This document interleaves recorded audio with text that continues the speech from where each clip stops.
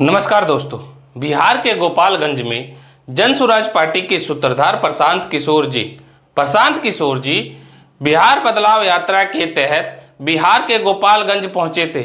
इस दौरान सभा को संबोधित करते हुए प्रशांत किशोर जी लालू प्रसाद यादव के अंदाज में अपनी बातें जो हैं जनता के सामने। हमारे नाम है प्रशांत किशोर।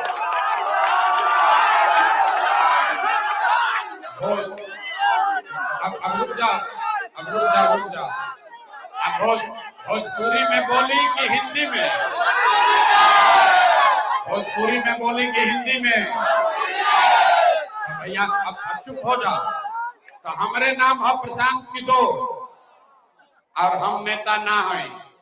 रवा सवाल बनी जाए भाई, वो तख्ता बंद जाओ, नीचे करो। तख्ता उठाया हाथ में नीचे करो। पीछे के आदमी को नहीं दिख रहा, तख्ता नीचे करो, तख्ता नीचे करो।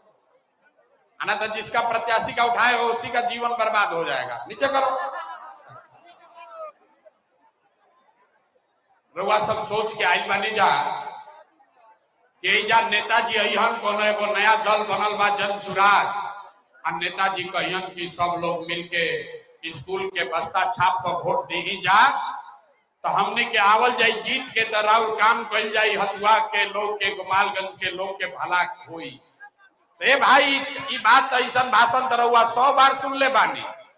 जे नेता आवेला ये कहेला कि हमरा के वोट दो, हम आई तो तहार सब काम कर दे। तो भाई यहाँ वोट नहीं मांगा जाएगा।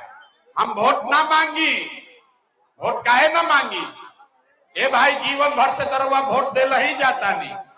जे आई ये कहलस कि हमरा के वोट दे दो, हम आई तो तहार सब काम हो जाए। यही सुन सुन के आप जीवन भर से वोट दिए जा रहे हैं।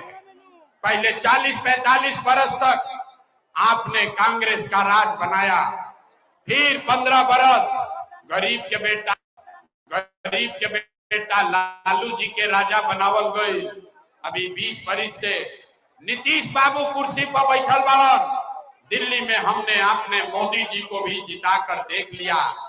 आपका हथुआ के लोगों का, गोपालगंज के लोगों का जीवन नहीं सुधरा। तब आई पालन कोनो प्रशांत किशोर रउआ हमार बात सुनब आ हमरा पर भरोसा करके हमरा के वोट दे।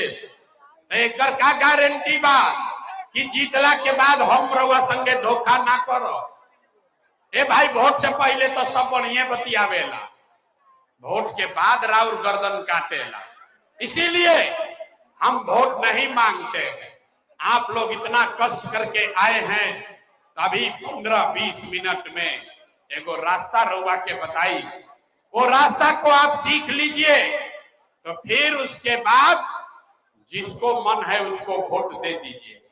वोट जेकरा के बुझाए ओकरा के दे दी, लेकिन जो रास्ता अभी सिखाई वैसे वोट दे, तो और कुछ हो या न हो, आपके लिए, आपके बच्चों के लिए बढ़िया रोजगार, पढ़ाई का व्यवस्था ये गोपालगंज में, बिहार में हो। और अगर ना होके तब मुखिया जी के ना, विधायक, मंत्री, सांसद के ना, अपन बेटा, अपन भाई प्रशांत किशोर के गर्दन पकड़ ले।